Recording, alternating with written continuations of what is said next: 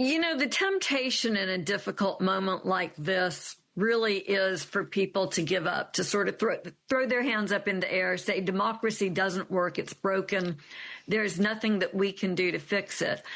The lesson of our history is that that is not a path forward, and that the path forward is actually embracing the system, acknowledging that there are problems, that there are stresses in the institution, and working to fix them. And an absolutely wonderful example of that happens during the civil rights movement, when the University of Alabama is being integrated, and there's this historic stand in the schoolhouse door where Governor George Wallace sort of fumbles his way to the door and acts as though he's going to try to block the entry of the first black students to the university.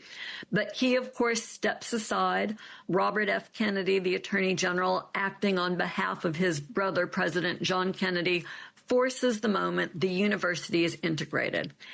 And one of the first black students at Alabama is a woman named Vivian Malone Jones. And she stays the course. She sticks it out. She graduates. She goes on to have a phenomenal career. But she does not have an easy time at the school. And she even recounts in an interview after the fact having to force herself to go to class even when there were bombings happening in proximity to her apartment, because she understood that the moment called for bravery.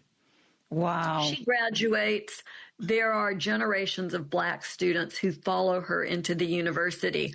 And 50 years later, when Alabama is celebrating the anniversary of integration at the university, the sitting attorney general who speaks is Eric Holder, and he's Vivian Malone Jones' brother-in-law. So if that's not a straight line that shows us how we fight to get through bad moments, we don't give up on democracy, we acknowledge its imperfections, we keep moving forward. That's